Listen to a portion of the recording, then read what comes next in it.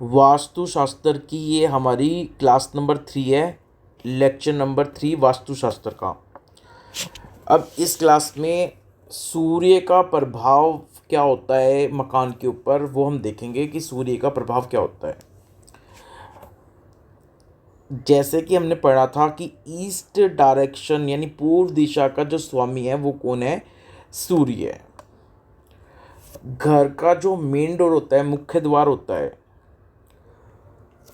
उस मुख्य द्वार की जो राइट हैंड की जो खिड़कियां होती हैं वो सूर्य है। राइट हैंड कैसे देखना है कि जब हम अंदर से खड़े होके दरवाजे को, मुख्य द्वार को देखेंगे सड़क की तरफ, तो अंदर से जब देखेंगे तो राइट साइड में जो खिड़की हैं वो सूर्य है। लेकिन जब सड़क की तरफ से हम देखेंगे तो ये खिड़की हमें सड़क की तरफ देखने से लेफ्ट हैंड में दिखेगी। तो घर के अंदर से मेन डोर को जब देखेंगे तो ये खिड़की हमें राइट हैंड में दिखेगी। घर की बाहर की तरफ से जब हम मेन डोर को देखेंगे तो ये खिड़की हमें लेफ्ट हैंड में दिखेगी और ये खिड़कियां सूर्य है।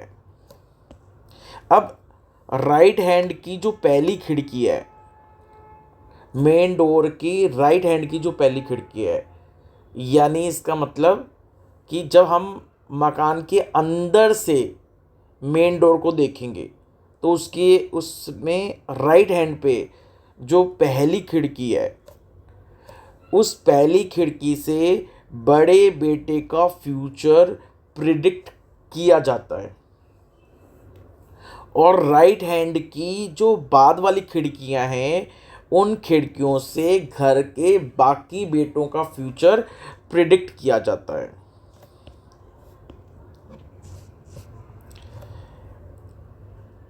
अब ये जो खिड़कियां हैं, जो राइट हैंड में जो खिड़कियां हैं, मेन डोर के राइट हैंड में जो खिड़कियां हैं, ये खिड़कियां अगर हमेशा बंद रहती हैं, हमेशा बंद रहती हैं, या फिर ये खिड़की में से कोई खिड़की टूटी हुई है या उस खिड़की का कोई पल्ला टूटा हुआ है, तो ये खिड़की या तो हमेशा बंद रहती है या ये इनमें से कोई खिड़की टूटी हुई है या उसका कोई पल्ला टूटा हुआ है। तो क्या होगा? तो फिर ऐसी खिड़की के सामने, यानी कि मेन रोड पे सड़क की तरफ, अगर कोई वर्कशॉप है, कोई गैरेज है, कोई कार शेड है, कोई कुआं है, कोई नल है, कोई खंडर बिल्डिंग है, कोई खूंटा है, या कोई खराब सामान पड़ा है, या फिर कोई भी अनुपयोग वाली वस्तु जो उपयोग में नहीं आ रही है, ऐसी कोई वस्तु है, यानी यूजलेस, जो काम में नहीं आ रही है, ऐसी कोई वस्तु हो, या कोई गैरेज हो या वर्कशॉप हो, कार शेड हो, कुआं हो, कोई नल हो, कोई खंडर बिल्डिंग हो, कोई खूंटा हो, कोई खराब सामान हो, या कोई ऐसी चीज़ जो यूज़ में नहीं आ रही है, अनुपयोगी वस्तु हो, तो इस घर में रहने वाले जो पिता और पुत्र हैं उनके लिए ये अशुभ होगा। उन्हें कई सारी क्रिटिकल प्रॉब्लम्स फेस करनी पड़ेंगी। अब ईस्ट डायरेक्शन में अगर पूजा घर है, यानी ईस्ट डायरेक्शन किसकी है? सूर्य की। अगर यहाँ पे पूजा घर है तो इस घर के जो मुखिया हैं उनको नाम और इज्जत दोनों मिलेंगी। ईस्ट डायरेक्शन में कैश रखना और तिजोरी होना बहुत शुभ माना जाता है। अब अगर किसी घर में सूर्य की किरणें नहीं आ रही हैं तो उस परिवार के लोगों की जो तरक्की है, प्रमोशन है, वो उसमें कमी आएगी और वो प्रमोशन बहुत देर से होगी, तो इसलिए सूर्य की किरणों का घर में आना बहुत ज़रूरी है। अदरवाइज घर के सदस्यों की जो सक्सेस है, प्रमोशन है, उन्नति है, तरक्की है, उसमें कमी आती है, वो देर से होती है बहुत। ईस्ट डायरेक्शन में अगर किचन है तो ऐसे घर में पैसों की आवक रहती है, यानी पैसा आता रहता है ऐसे घर में। लेकिन साथ में फिर एक दिक्कत ये होती है कि जो पत्नी है उस घर में जो रहता है मेल आदमी, उसकी जो पत्नी होगी जो उस घर में रहती है, उसकी खुशियों में कमी आती है। इस डायरेक्शन में किचन होने से घर में पैसों की आवक रहेगी, लेकिन जो भी पत्नी है यानी कोई मेल मेंबर है, उसकी जो वाइफ है, उसकी खुशियों में कमी आएगी। चाहे घर का पूरा कमान उसके हाथ में हो, फिर भी उसकी खुशियों में कमी आएगी। और साथ में उसको, उस पत्नी को पित्त की, एसिड की कोई ना कोई प्रॉब्लम होगी, यूट्रस डिसऑर्डर या नर्वस सिस्टम की वीकनेस, इस तरह की कोई प्रॉब्लम उनको रहती है। इस डायरेक्शन में यानी कि ईस्ट में अगर कोई घर में कबाड़ पड़ा है तो घर के किसी मेंबर को या मेनली घर के मुखिया को किसी ना किसी अनहोनी या दुर्घटना का सामना करना पड़ता है, यानी उसके जीवन में अनहोनी और दुर्घटना होने की संभावना रहती है। तो ईस्ट डायरेक्शन में अगर कबाड़ पड़ा है तो घर के मुखिया को मेनली या फिर घर के किसी भी सदस्य को कोई ना कोई अनहोनी और दुर्घटना होने की संभावना रहती है। ईस्ट डायरेक्शन में अगर उस घर में किसी पति पत्नी का बेडरूम है, किसी दंपत्ति का बेडरूम है, यानी हस्बैंड वाइफ का बेडरूम है, ईस्ट डायरेक्शन में उस घर में रहने वाले हस्बैंड वाइफ का अगर बेडरूम है, तो जो पत्नी होगी वो बहुत गुस्से वाली होगी। ईस्ट डायरेक्शन में अगर खाने का कमरा है, यानी डाइनिंग रूम है ईस्ट डायरेक्शन में, जहाँ पे आप बैठ के खाना खाते हो, तो उस घर के मुखिया की या फिर किसी मेंबर की इस तरह की दशा होगी कि उसको सक्सेस प्राप्त करने में, सफलता प्राप्त करने में बहुत ज़्यादा स्ट्रगल रहेगी, डिफ़िकल्टी फेस करनी पड़ेगी, और सफलता भी उसको बस मीडियम लेवल की मिलेगी, मध्यम दर्जे की मिलेगी, बहुत ज़्यादा सक्सेस भी नहीं मिलेगी। इसलिए ईस्ट डायरेक्शन में डाइनिंग रूम नहीं होना चाहिए।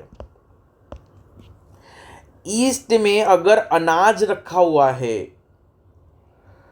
तो जो घर का मुखिया उसको या फिर घर के किसी और सदस्य को बहुत ज़्यादा यात्राएं करनी पड़ती हैं।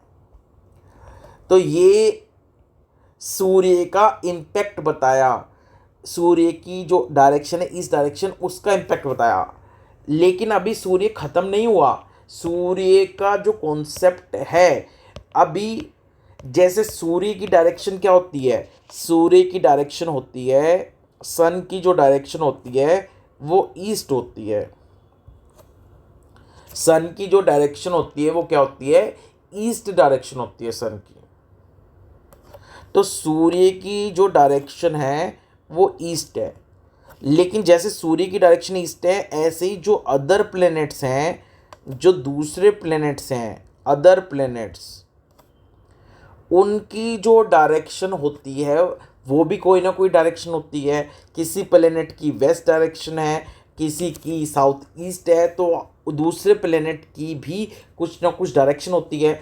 अब जो सन है, सन और जो दूसरे प्लैनेट हैं, उनका कंबाइंड इम्पैक्ट वास्तु पे क्या आएगा, यानी अभी तो हमने सिर्फ जो सन की डायरेक्शन है ईस्ट, उसको लेकर हमने कुछ चीज़ें देखी हैं कि भाई ईस्ट डायरेक्शन में जैसे किचन होती है तो पैसों की आवक रहती है उस घर में, लेकिन जो पत्नी है उस पत्नी को उसकी खुशियों में कमी रहती है और उसको कोई ना कोई एसिड से रिलेटेड प्रॉब्लम रहती है। तो अभी तो हमने प्योरली ईस्ट डायरेक्शन के ऊपर इम्पैक्ट देखा। अब हम सन के साथ जो दूसरे प्लैनेट्स हैं, सन के साथ जो दूसरे प्लैनेट हैं, उनका कंबाइंड रिजल्ट क्या इम्पैक्ट देगा, उसको अभी हमने पढ़ना है। यानी मैं आपको ये कहना चाह रहा हूँ कि जैसे आप कुंडली में ये देखते हो कि मान लो आपने ये पढ़ा कुंडली में कि सन पहले हाउस में बैठा है तो क्या इम्पैक्ट देगा, सन दूसरे हाउस में बैठा है तो क्या इम्पैक्ट देगा। मान लो आपने कुंडली में ये पढ़ा तो आपने 1 से लेकर 12 हाउस तक ये इम्पैक्ट देख लिया कि सन 1 से 12 तक बैठा हो तो क्या इम्पैक्ट देगा। लेकिन कुंडली में सन 1 से 12 तक बैठा हो तो क्या इम्पैक्ट देगा, ये हमने देख लिया।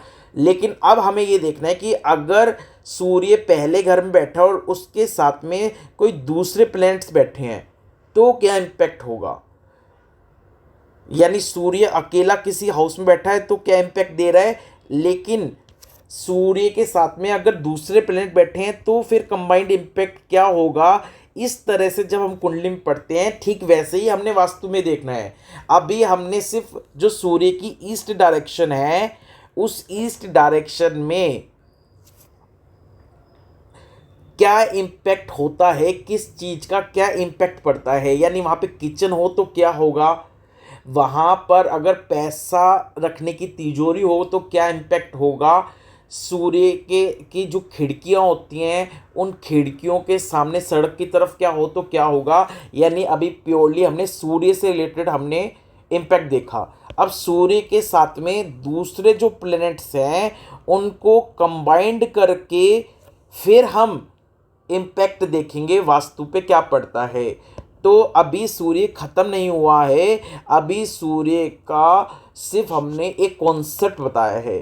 अब आगे हम सूर्य को दूसरे प्लैनेट के साथ कंबाइंड करके घर के ऊपर क्या इम्पैक्ट पड़ रहा है वो पढ़ेंगे कि सूर्य का दूसरे प्लैनेट के साथ कंबाइंड इफेक्ट घर के ऊपर क्या पड़ता है, ये अभी पढ़ना है। तो सूर्य अभी ख़त्म नहीं हुआ है, सूर्य का कॉन्सेप्ट अभी चालू है। तो ये आपकी लेक्चर नंबर 3 थी वास्तु की। अब लेक्चर 4 में हम सूर्य का दूसरे ग्रहों के साथ मिलकर वास्तु पे, घर के वास्तु पे क्या इम्पैक्ट पड़ता है वो हम पढ़ेंगे। Thank you so much.